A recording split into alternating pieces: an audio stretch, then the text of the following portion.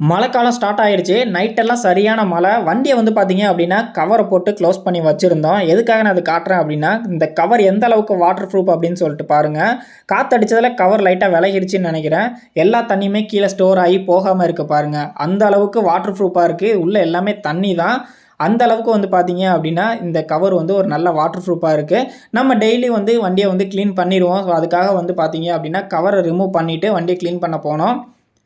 மழை பெஞ்சாலே வந்து பார்த்தீங்க அப்படின்னா பைக்கெல்லாம் நல்லா சேரும் இதுமா ஆயிரும். ஸோ அதுலேருந்து ப்ரொடெக்ட் பண்ணுறதுக்கான ஒரு விஷயத்தை பற்றி தான் இந்த வீடியோவில் பார்க்க போகிறோம்.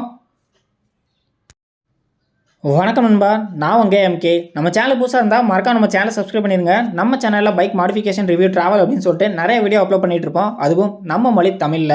டிராஃபிக் ரூல்ஸை ஃபாலோ பண்ணுங்கள். தயவு செஞ்சு நல்ல ஹெல்மெட் போட்டு வண்டி ஓட்டுங்க. இன்றைக்கி இந்த வீடியோவில் வந்து பார்த்தீங்க அப்படின்னா யூனிவர்சல் டயர் இருக்கிற ஸ்ப்ளெண்டரில் எப்படி ஃபிக்ஸ் பண்ண போகிறோம் அப்படிங்கிறத பற்றினா இந்த வீடியோ. இந்த ப்ராடக்ட் உங்களுக்கு வேணும் அப்படின்னா எம்கே பைக்கை PITSTOP அப்படிங்கிற நம்ம ஸ்டோரை கான்டாக்ட் பண்ணுங்கள். நம்மளுடைய எல்லா சோசியல் மீடியா லிங்க்கும் கீழே கொடுத்துருக்கேன். மறக்காம போய் செக் பண்ணி பாருங்கள். எக்கச்சக்கமான பைக் மாடிஃபிகேஷன் சர்வீஸ் நம்ம கிட்ட அவைலபிளாக இருக்குது.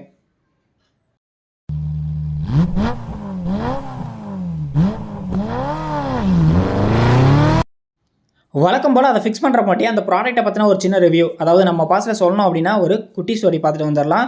இதோட குவாலிட்டி அப்படின்னு எடுத்துட்டிங்கன்னா ரொம்பவே ஹெவியாக இருக்கும். ஸோ வந்து பார்த்தீங்கன்னா திக்னஸ் ரொம்பவே ஹெவியாக இருக்கும். ப்ரெஸ் பண்ணுற பாருங்க அந்தளவுக்கு அமுங்காது. சில ஒரிஜினல் பார்ட்ஸை கம்பேர் பண்ணுறப்ப அதை விட நல்லாயிருக்கும். ஸோ பல்சர்லாம் பார்த்தீங்க அப்படின்னா அது ரொம்ப பெண்டாகிற மாதிரி இருக்கும். இதோட குவாலிட்டி பாருங்கள், அதை விட ரொம்பவே நல்லாயிருக்கும். இது வந்து யூனிவர்சலாக எல்லா பைக்குமே வந்து ஃபிக்ஸ் பண்ணிக்கலாம். இதை ஃபிக்ஸ் பண்ண தேவையான எல்லா போல்ட் அண்ட் நட்ஸும் இது கூடயே கொடுத்துருப்பாங்க. எக்ஸ்ட்ரா நீங்கள் எதுவுமே பர்ச்சேஸ் பண்ணுங்கிற அவசியம் இல்லை. இது கூட வந்து பார்த்தீங்கன்னா சில பிளேட் கொடுத்துருப்பாங்க. இது எதுக்கு கொடுத்துருக்காங்க அப்படின்னா, ஸோ லென்த்தாக இருக்க பிளேட்டை வந்து இங்கேயும் கொஞ்சம் லென்த் கம்மியாக இருக்கிறத வந்து பார்த்தீங்கன்னா இங்கேயும் ஃபிக்ஸ் பண்ணுற மாதிரி இருக்கும். ஸோ இந்த பிளேட்டும் கொடுத்துருப்பாங்க. அதனால வந்து பார்த்தீங்கன்னா அந்தளவுக்கு பெண்ட் ஆகும் அப்படின்னு சொல்லிட்டு எதுவுமே தேவையில்லை. அதே மாதிரிக்கு ஃபுல் அண்ட் ஃபுல் அட்ஜஸ்டபுள் தான். ஸோ இந்த பிளேட்டில் பார்த்தீங்கன்னாலே தெரியும் நிறைய ஹோல்ஸ் கொடுத்துருப்பாங்க. இந்த ஹோல்ஸை நம்ம அட்ஜஸ்ட் பண்ணுறது மூலமாக இதோடைய ஆங்கிளையும் நம்மளுடைய முன்ன பின்ன ஃபுல்லாகவே அட்ஜஸ்ட் பண்ண முடியும். எந்த அளவுக்கு வேணாலும் நம்ம அட்ஜஸ்ட் பண்ணிக்கலாம்.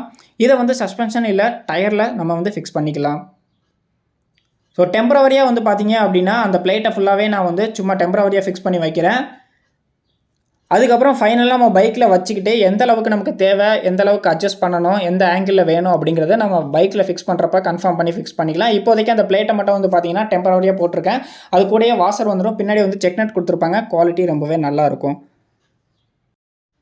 ஸ்ப்ளெண்டரை பொறுத்த வரைக்கும் வீ நட்டில் ஃபிக்ஸ் பண்ணுறதுக்கு அந்த செயின் அட்ஜஸ்ட்மெண்ட் நட்டு வந்து பார்த்தீங்கன்னா கொஞ்சம் டிஸ்டர்பன்ஸாக இருக்கும். அதனால நம்ம வந்து சஸ்பென்ஷனில் ஃபிக்ஸ் பண்ண போகிறோம். இந்த வேலை முடிகிற வரைக்கும் சேரி கார்டை நம்ம கழட்டி வச்சிடலாம். இது வந்து ஃபிக்ஸ் பண்ண முடியாதுன்னு இல்லை, இந்த ஒர்க் பண்ணுறதுக்கு டிஸ்டர்பன்ஸாக இருக்கும் அப்படிங்கிற ஒரே காரணத்தினால சேரி கார்டை ரிமூவ் பண்ணிடலாம். ஃபைனலாக எல்லா ஒர்க்கும் முடிச்சதுக்கப்புறம் சேரி கார்டை ஃபிக்ஸ் பண்ணிக்கலாம். இப்போ ஒரு வழியாக எல்லாமே வந்து டெம்பரவரியாக ஃபிக்ஸ் பண்ணியிருக்கேன். என்னுடைய கம்ஃபர்ட் லெவல் அப்படின்னா மேலே வந்து 2வது ஹோல்லையும் கீழே வந்து 3வது ஹோல்லையும் ஃபிக்ஸ் பண்ணியிருக்கேன். க்ளோஸ்அப்பில் காட்டுறேன் பாருங்கள். மேலே வந்து 2வது ஹோலில் போட்டிருக்கோம். அப்படியே கீழே வந்து 3வது ஹோலில் போட்டிருக்கோம். உங்களுக்கு வந்து எந்த ஆங்கிள் எந்த லெவலுக்கு லென்த் வேணுமோ அதுக்கேற்ற மாதிரிக்கு ஃபுல்லாகவே அட்ஜஸ்ட் பண்ணி இதை ஃபிக்ஸ் பண்ணிக்கலாம். ஓவராலாக எல்லா வேலையும் முடிஞ்சதுக்கப்புறம் நம்ம வந்து டைட் வச்சிடலாம். இந்த டைட் பண்ணுற இடத்துல பின்னாடி வந்து ஃபஸ்ட்டே நம்ம காட்டியிருப்போம். அந்த பிளேட் இருக்கிறதுனால உங்களுக்கு வந்து நல்ல கிரிப்பாக இருக்கும். அதே மாதிரிக்கு வைப்ரேஷனும் அந்தளவுக்கு இருக்காது.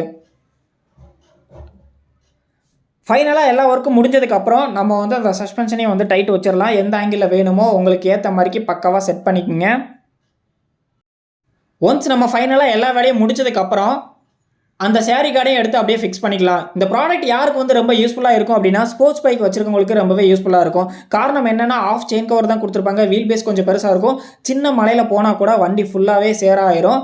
அந்த மாதிரி பைக் வச்சுருக்கவங்களுக்கு இது வந்து ரொம்பவே ஒரு யூஸ்ஃபுல்லான ப்ராடக்டாக இருக்கும். இந்த ப்ராடக்ட் உங்களுக்கு வேணும் அப்படின்னா எம்கே பைக்கை PITSTOP அப்படிங்கிற நம்ம ஸ்டோரை கான்டாக்ட் பண்ணுங்கள். நம்மளுடைய எல்லா லிங்க்கும் கீழே கொடுத்துருக்கோம். போய் செக் பண்ணி பாருங்கள். இப்போ இந்த டயர் கேக்கரை வந்து ஸ்ப்ளெண்டரில் ஃபிக்ஸ் பண்ணியாச்சு. மேக்ஸிமம் 200cc இது கரெக்டாக இருக்கும். இல்லை அதுக்கு மேலே உங்கள் வீல் பேஸ் பெருசாக இருக்குது, ஸ்போர்ட்ஸாக வேணும் அப்படின்னா நீங்கள் இந்த டயர் கேக்கருக்கு போயிடலாம். பின்னாடி இருந்து பார்க்கும்போதே தெரியும். பட் இது ஸ்ப்ளெண்டருக்கு வந்து செட் ஆகலை. ஆனால் நம்மக்கிட்ட இந்த ப்ராடக்ட்டே இருக்குது அப்படிங்கிறதுனால ஜஸ்ட் இதை நான் ஃபிக்ஸ் பண்ணி காட்டியிருக்கேன். இது வந்து ஒன் சைடு தான் கவர் ஆகும். ஒரு நல்ல ஸ்போர்ட்ஸ் பைக் அப்படின்னா டயர் ஹக்கர் வந்து அதை வந்து அஃபெக்ட் பண்ணிடும். இது ஒன் சைடு கவர் ஆகிறதுனால இந்த சைடு வந்து பார்த்தீங்க அப்படின்னா உங்களுக்கு டயர் ஹக்கர் இருக்கிற மாதிரியே தெரியாது. அந்த லுக்கே எதுவுமே அஃபெக்ட் பண்ணாது. ப்ரைஸ் கொஞ்சம் அதிகமாக இருக்கும். பட் இது வந்து ஃபுல்லாக மெட்டலில் இருக்கும். பின்னாடி இருக்கக்கூடிய அந்த ஹக்கர் மட்டும்தான் பிளாஸ்டிக்கில் இருக்கும். அதே மாதிரி குவாலிட்டி அதை விட ரொம்பவே நல்லாயிருக்கும். ஹக்கரில் வந்து பார்த்தீங்க அப்படின்னா ரெஃப்ளெக்டரும் கொடுத்துருப்பாங்க. இப்போ இந்த ப்ராடக்ட்டை பற்றின ஒரு சின்ன ரிவ்யூ பார்த்துடலாம். இது வந்து ஃபைனலாக இந்த எண்டு மட்டும்தான் வந்து உங்களுக்கு மெட்டலில் வந்திருக்கும். மற்றபடி எல்லாமே ஹெவியான பிவிசியில் கொடுத்துருப்பாங்க. பட் இதை எடுத்துக்கிட்டிங்க அப்படின்னா பின்னாடி இருக்கிறது மட்டும்தான் பிளாஸ்டிக்கில் இருக்கும்.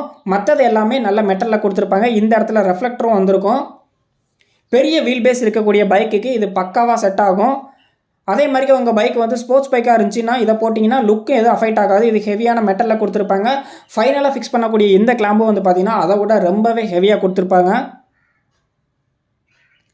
ப்ரைஸை கம்பேர் பண்ணுறப்ப அதோட இது கொஞ்சம் அதிகமாக இருக்கும். ஆனால் அந்த ப்ரைஸுக்கு ஏற்ற ஒர்த் அப்படின்னு சொல்லலாம். இதை வந்து இந்த இடத்துல நீங்கள் உள்ளே லாக் பண்ணுற மாதிரி இருக்கும். இதை ஃபிக்ஸ் பண்ணுறதுக்கும் தேவையான எல்லா ஸ்க்ரூ நட் அண்ட் போல்ட்டும் இது கூடயே கொடுத்துருப்பாங்க. அந்த ரெஃப்ளெக்டரும் வந்து பார்த்தீங்கன்னா அந்த பேக்கேஜ் கூடயே வந்துடும். இதுவும் அட்ஜஸ்டபிள் டைப்பு தான். உங்களுக்கு மேலே வந்து அந்த மேலே அட்ஜஸ்டபிள் டைப் இருக்கும். கீழே வந்து 2 ஹோல் தனித்தனியாக கொடுத்துருப்பாங்க. அதுக்கு ஏற்ற மாதிரிக்கு பெண்ட் பண்ணி நம்ம ஃபிக்ஸ் பண்ணிக்கலாம். இதோடைய ஃபுல் அட்ஜஸ்டபிளே வந்து பார்த்தீங்கன்னா வீல் பேஸ் கிட்ட ஃபிக்ஸ் பண்ணுறோம் இல்லைங்களா, இந்த இடம் தான். இது வந்து நம்ம மேலே கீழே ஆகாமல் இருக்கிறதுக்காக, மூவ் ஆகாமல் இருக்கிறதுக்காக ஒரு சின்ன நட்டு போடுறதுக்காக மேலே அந்த கேப்பும் கொடுத்துருப்பாங்க. ஃபைனலாக நம்ம ஸ்ப்ளெண்டர்லேயும் இதை ஃபிக்ஸ் பண்ணிக்கலாம் அப்படிங்கிறதுக்காக தான் வீடியோ பண்ணியிருக்கேன். பட் ஸ்ப்ளெண்டரை பொறுத்த வரைக்கும் லுக் அந்தளவுக்கு சரியாக இல்லை. பார்த்தீங்கன்னால உங்களுக்கு தெரிஞ்சிருக்கும். அது வந்து பெரிய சிசி பைக்குக்கு தான் அது பக்காவாக செட் ஆகும். ஸ்ப்ளெண்டரில் சஸ்பென்ஷனில் ஃபிக்ஸ் பண்ணுறதுக்கு, சஸ்பென்ஷனை நீங்கள் ரிமூவ் பண்ணுறதுக்கு அந்த சைலன்சர் நட்டை நீங்கள் ரிமூவ் பண்ணுற மாதிரி இருக்கும். ஃபுல்லாக சைலன்சரை ரிமூவ் பண்ணுங்கிற அவசியம் இல்லை. அந்த இடத்துல ஒரு போல்ட் இருக்கும். அதை ரிமூவ் பண்ணிட்டீங்கன்னா சைலன்சர் லைட்டாக முன்ன பின்ன அட்ஜஸ்ட் பண்ணிக்கலாம். அது மூலமாக நீங்கள் சேக்கப்சரை வந்து நட்டை கரெக்டாக வைக்க கொஞ்சம் ஈஸியாக இருக்கும். இப்போ இந்த 2வது டயர் ஆகரும் போட்டாச்சு.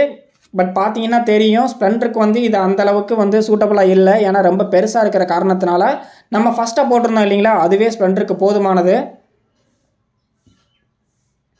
ஃபைனலாக எல்லாமே முடிச்சதுக்கப்புறம் நீங்கள் வந்து அந்த சஸ்பென்ஷன் நட்டை வந்து ஃபுல்லாக டைட் பண்ணிடுங்க. அவுட்டோரில் எப்படி இருக்குது அப்படின்னு சொல்லிட்டு பார்க்கலாம் வாங்க.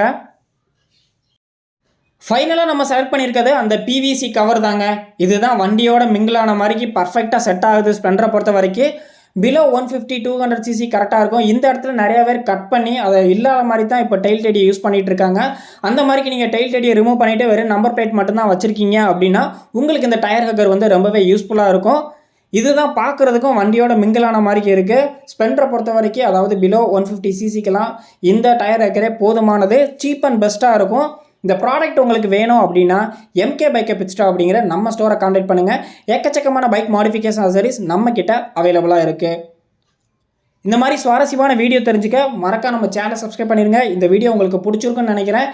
இந்த வீடியோவை லைக் பண்ணிவிட்டு உங்கள் ஃப்ரெண்ட்ஸ் கிட்ட ஷேர் பண்ணுங்கள். எப்படி இருந்துச்சுன்னு சொல்லிட்டு மறக்காமல் கமெண்ட் செக்ஷனில் கமெண்ட் பண்ணுங்கள்.